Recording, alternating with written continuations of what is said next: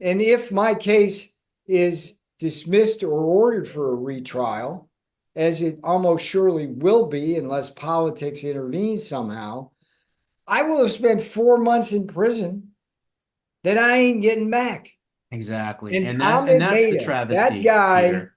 that guy, Democrat appointee, he is the poster child of what's wrong with our judiciary because he raised money for Barack Obama. His wife works. I hate to bring family in, but once she does something like this, it's fair game. She works for one of the biggest lobbying and campaign contribution raisers in Washington, D.C. It was Maida Inc., right? Buying a seat first on the district court in the hopes of moving up to appeals and then to the Supreme Court and doing it with me as their stepping stone. Shame on you, Ahmed Maida, for doing that. Shame on you, sir. You knew and you know that you should have released me pending appeal because of these substantial issues. And you know this, sir. You did not do that. And shame on you. But I went to prison so you, your audience, won't have.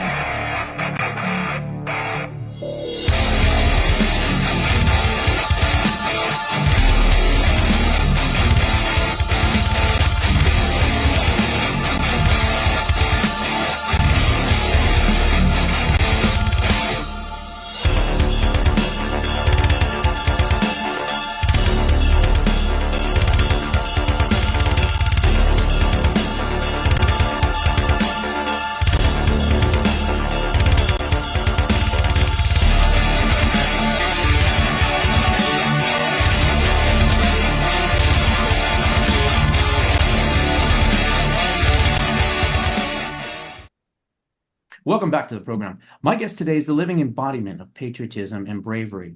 When tasked with the choice of turning on President Trump or defying an unconstitutional subpoena, he chose to defy the corrupt establishment and the DC elites. In our multiple injustice system of multiple tiers, he was sentenced to 4 months in prison, while Merrick Garland and many others have not been prosecuted for the same reasons. He holds a doctorate degree in economics. He's a best-selling author and was President Trump's former trade advisor who used his expertise on China to hold them accountable. Please welcome back for the third time to discuss all of this and much more, including his brand new book, The New MAGA Deal, The Unofficial Deplorables Guide to Donald Trump's 2024 Policy Platform, Peter Navarro. Peter, it is so wonderful to have you back on the program.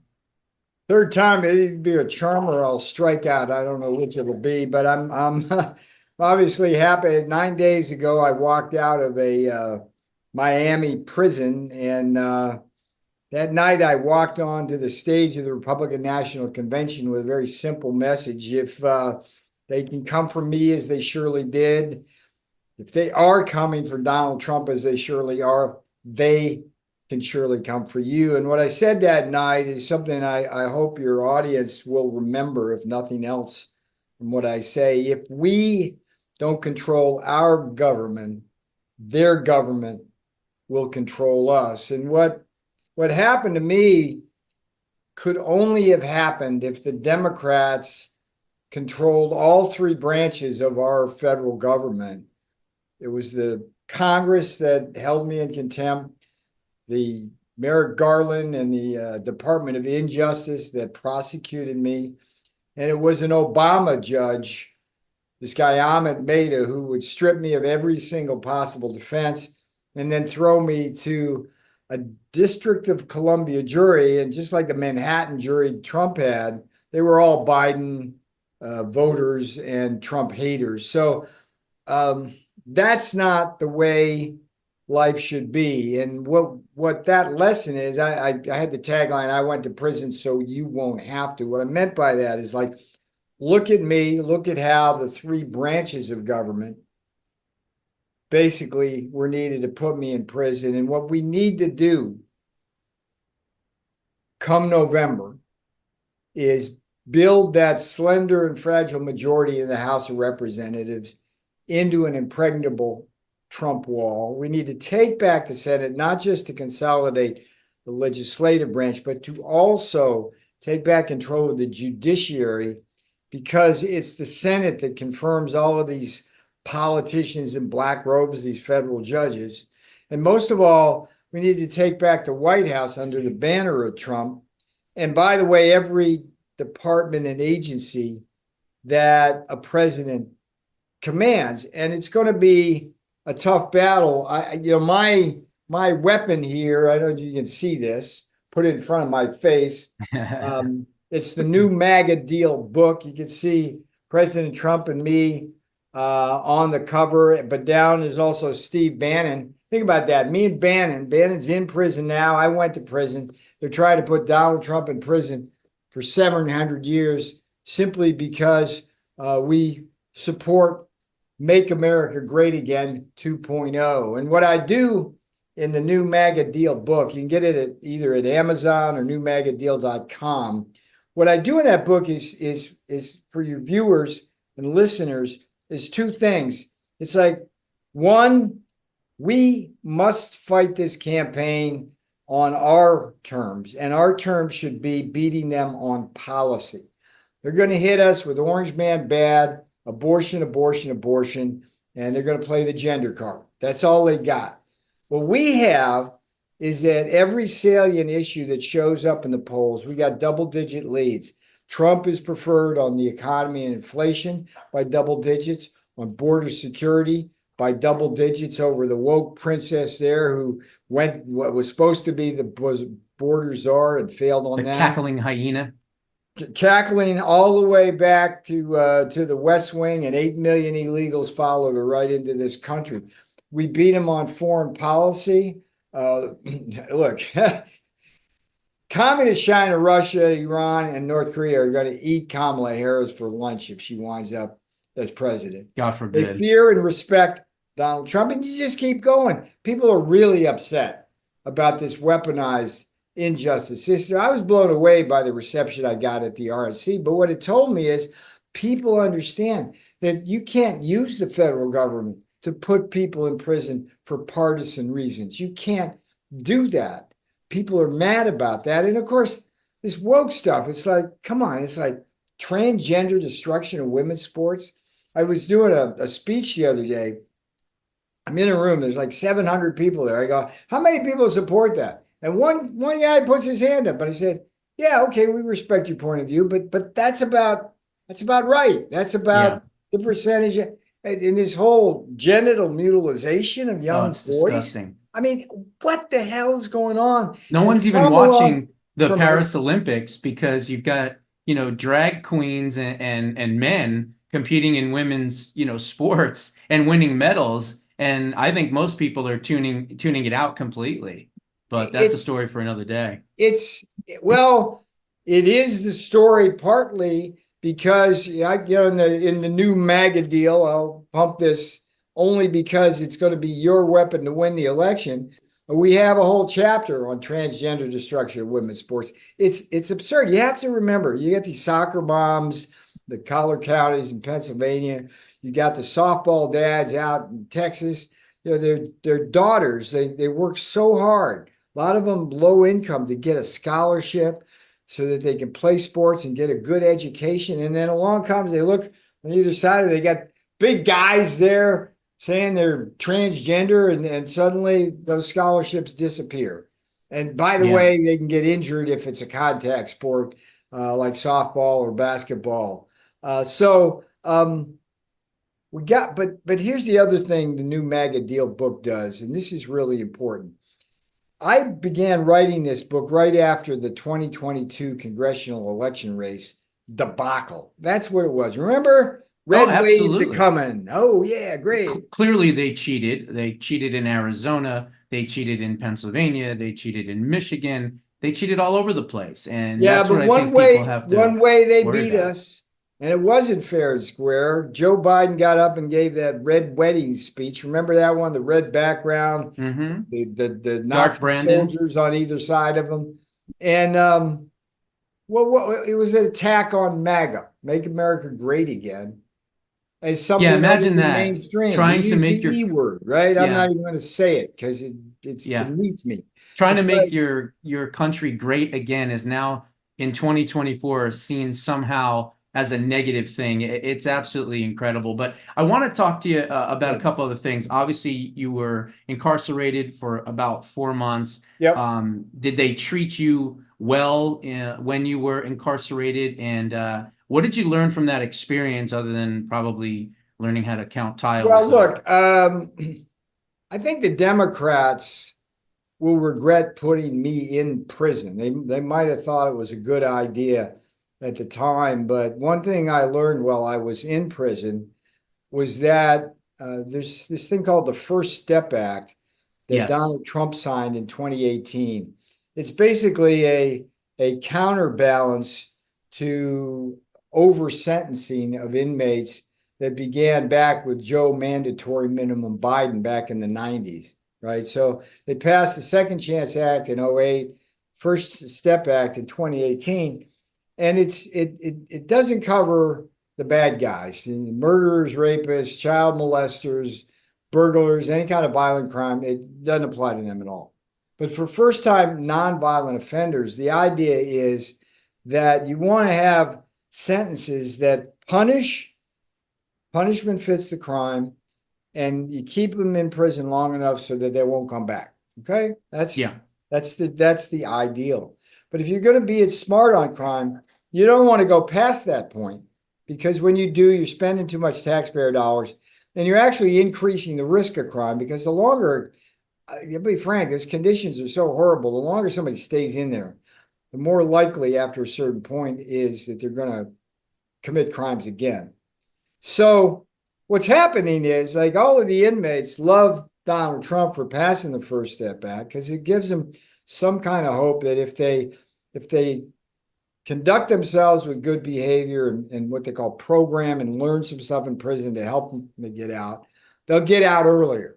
But the problem is Biden, Harris, and the director of the Bureau of Prisons, Colin Peters, they're not enforcing the First Step Act. So over the course of 4 months, interviewing literally more than 100 prisoners, looking at their sheets, I determined that the average delay from being released is 6 months, and that's a conservative estimate. So if you got over 60,000 inmates who are First Step Act eligible, and they're going out 6 months later than they should, and it costs 60 grand for a year for each inmate, it quickly adds up to billions of dollars. I top it out at about a $5 billion cost to taxpayers. So I didn't just learn about that in prison. Right. Going out, I'm trying to help correct that problem. It's smart on crime, $5 billion problem. It can be solved with 2 simple steps by the Bureau of Prisons. Enforce the law as it's written. What a thought, keeping prisoners in jail for breaking the law by them breaking the law. It's like crazy stuff. And the thing that they do, which is unfortunate, is the system is so broken that when an inmate is supposed to leave and they don't have halfway house capacity, they keep them there rather than sending them to electronically monitored home confinement. So these are some of the issues. This is not a part of the campaign. I'm focused between now and November on the new MAGA deal. It's at newmagadeal.com, and winning this election. But I did while I was there. I think I left the place a better place, both for the inmates themselves and for those who are administering it, because I was able to point out and elevate things in the medical facilities and the food facilities and things like that. And well, I you have had a master's. a unique perspective. You have a master's in because I public respect the administration, uniform. right?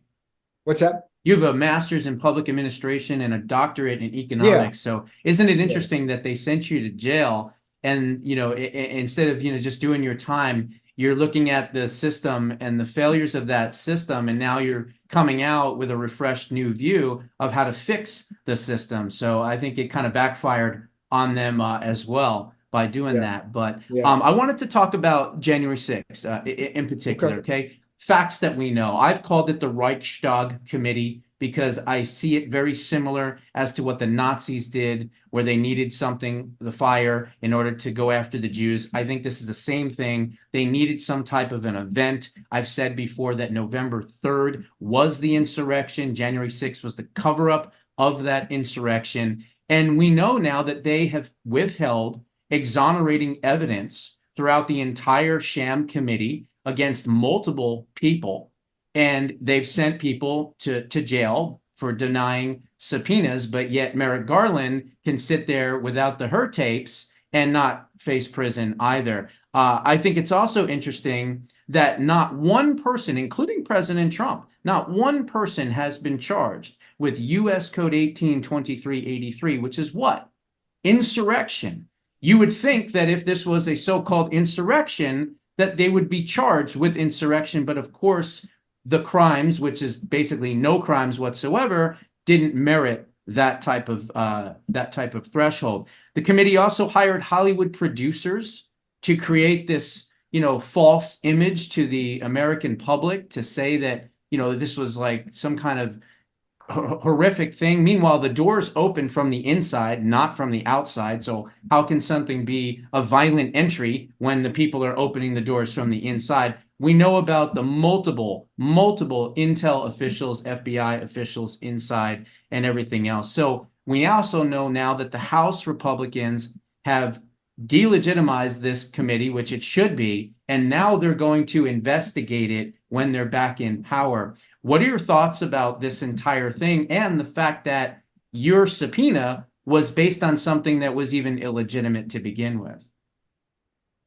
It just so happens in the new MAGA Deal book, chapter 26, it's called Free the J6 Prisoners. So you can read the extended thoughts on that. Trump has promised to do that. There's a few that were engaged in violent behavior, went up there with weapons. That's not something we condone. But I was there standing on the mall. I just done a run. I saw the boss with that incredible crowd at the Ellipse, ran down the other side, just took a rest. I was looking, and it was very peaceful when I was there, but I could see a very sparsely barricaded Capitol Hill and virtually no guards. The ones that were there were like moving the barriers in a way to let people come up. There's no question to me that was an entrapment scenario. I mean, the FBI, we know now, had to do an audit, to figure out how many, had so many informants up there. Pelosi has admitted now and apologized for not respecting President Trump's wishes to have more people up there. And I dispute the notion of the charge of insurrection. President Trump hasn't, but that charge has been part of the ability to sentence a lot of these people at higher levels, as well as to try Trump. And just recently, the Supreme Court threw that out. Correct. So that was a really important step. My experience with the J6 committee, look, they sent me a subpoena. If it had been the J4 committee or the ABC committee and sent me a subpoena, I would have had the same response.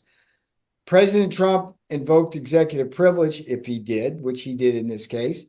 By law, it was not mine to waive. If you'd like me to talk to you, simply go to the president and ask for a waiver of the privilege.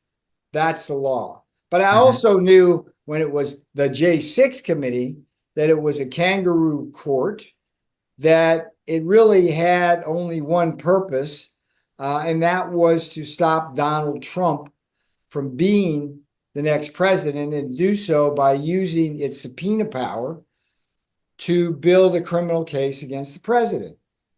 I want to know part of that, and by my duty as a senior presidential advisor, once the president invoked privilege, it was my duty to just refuse to testify.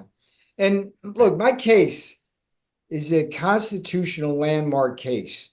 The tragedy of what happened to me going to prison wasn't just that I was stripped of my defense by the judge Ahmed Maida, Obama appointee, and fed to the wolves of an of a Democrat jury where I had no chance. I should not have been put in prison prior to my appeal going first to the DC appeal court and then to the Supreme Court. That was the tell in their con game, because my case has three substantial issues. The question that the Supreme Court eventually will look at is, can Congress subpoena a senior presidential advisor or the president? The answer surely is no, based on the constitutional separation of powers. Right. What constitutes a proper invocation of privilege? And number three, does the Congress have the burden of accommodating the process in a way that stays short of contempt charges? And what should have happened here, according to cases like AT&T in the Supreme Court, is when I said, not my privilege to waive, go talk to President Trump, get the waiver, I'd be happy to testify. They had a burden and an obligation under the Constitution to accommodate that request. Do that, they did not. So those are three substantial issues. All three of them should go my way, which is to say the Constitution's way. And if my case is dismissed or ordered for a retrial, as it almost surely will be unless politics intervenes somehow, I will have spent 4 months in prison that I ain't getting back. Exactly. And that's Maida, the travesty, that guy, Democrat appointee, he is the poster child of what's wrong with our judiciary, because he raised money for Barack Obama. His wife works. I hate to bring family in, but once she does something like this, it's fair game. She works for one of the biggest lobbying and campaign contribution raisers in Washington, D.C. It was Maida Inc., right? Buying a seat first on the district court in the hopes of moving up to appeals and then to the Supreme Court, and doing it with me as their stepping stone. Shame on you, Ahmed Maida, for doing that. Shame on you, sir. You knew and you know that you should have released me pending appeal because of these substantial issues. And you know this, sir. You did not do that. And shame on you. But I went to prison so your audience won't have to, meaning that, look, just look at me. All three branches of government. We got to get all three branches back. We do. Is there any recourse that you could have, possibly legal wise? I certainly wouldn't want you to divulge any type of, future strategies or anything like that. But it seems as though you were railroaded, just as Steve Bannon was railroaded, just as so many others were railroaded into this and coerced into trying to, have them, yourself and him, turn on President Trump, which, again, you had the executive privilege. You didn't have to do it, and you had the right to defy these subpoenas. And I think that there needs to be some type of recourse, perhaps maybe at the Supreme Court or other places. Well, look, my 4 months of freedom are gone forever. What all I want now is for the Supreme Court to do what's called in the trade, settle good law on this issue. Because if my case is not dismissed, then going forward, there's no such thing as executive privilege. And executive privilege is important, as the Supreme Court is often opined on, because if you don't have candor and confidentiality in communications between and among advisors and a president, you don't make the best decisions. That's why executive privilege is important. And the Supreme Court will have a choice. They can either take my case, settle good law on this issue, and preserve executive privilege and the constitutional separation of powers, or they won't. And if they don't, that will be a bad day for this country. Yeah, because that would be bad legal precedent to do this again to somebody else. And that's the scary part. Yes. But look, obviously we have a huge election coming up, obviously the biggest one of our lifetimes. I know we keep saying that, but the reason we keep saying is because things keep getting worse and worse and worse. I am worried, obviously, as most Americans are, about voter fraud. about shenanigans going on and things like that. Do you feel as though the states have done enough in the most important swing states, which account for about 93 total electoral Of votes? The course 7 states have not. done enough? Here's what I would ask everybody watching and listening to this to do. We got to play by their rules now in the following sense. It's been Republican pride to vote on game day. I'm a Republican. I go to the precinct and I cast my ballot in person. What Arizona and the Kerry Lake race taught us is you can't risk that because they might shut down your precinct. That's what happened to Kerry Lake. That's why she's not governor today. What we all need to do is vote as early as we can, early voting, absentee voting. What we all need to do is encourage family members, friends, and others in the community that you know to do the same. I actually also encourage if you be a precinct worker, send a few bucks to some candidates if you can afford it.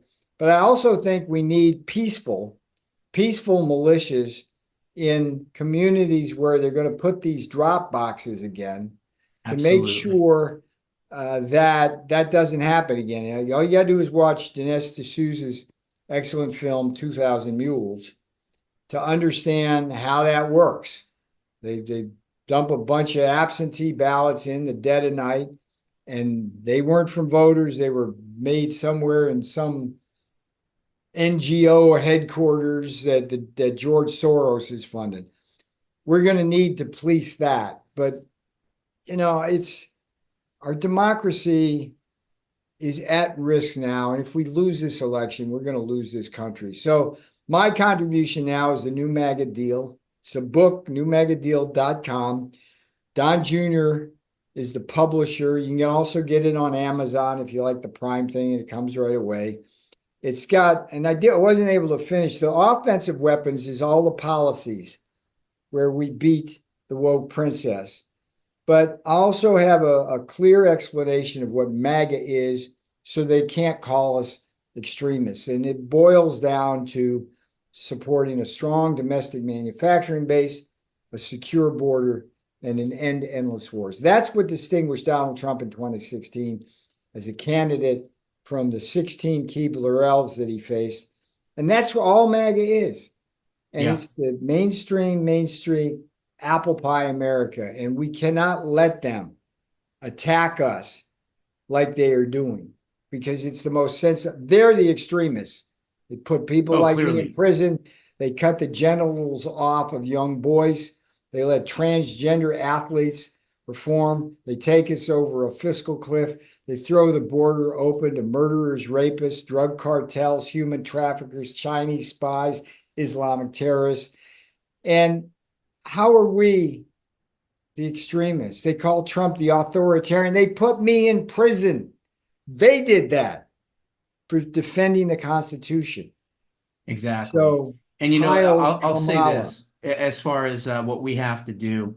We need to have local law enforcement, I think, watch these drop boxes, and they ought to be tasked with doing that. Because again, we can't survive with suitcases under, tables and midnight drops at, 3, 4 o'clock in the morning or whatever it is, or after midnight. We're not going to survive as a country. So people need to understand, I believe there needs to be about 300 volunteers in each of the 7 swing states. So you got 2,100 people, and they have to each have a task, and they have to watch the drop boxes. They have to watch the precincts. They have to watch the counting centers, all of it. Not just film it, but also have the local police, ask the local police, what are you going to do to secure the drop boxes in these locations so that people are not just going there and just stuffing them? I believe that we need peacefully. That's all we need. We can do it peaceful, but we can also have police officers do it, which I think would be the smartest thing. And that's something that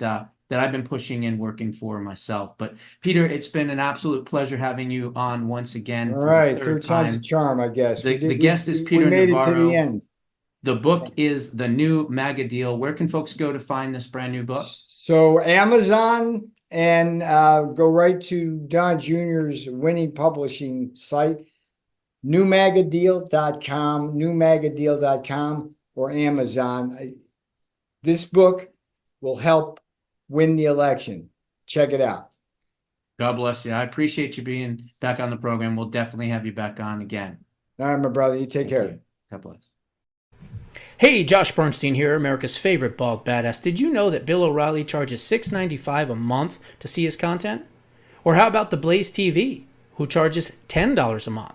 Or you could always subscribe to the Ben Shapiro podcast at $12 a month. But if you are looking for the best value and the most hardest hitting news, you've come to the right spot. Because here at JoshBernsteinUncensored.com, we drop the most jaw-dropping stories 7 days a week, starting at only $3 a month. So please head on over to the new releases tab, become an exclusive member of the Badass Nation, and join the fight to save this country with one of America's most hated, feared, and censored conservative voices. Remember, if it's banned on social media, you'll find it here. God bless.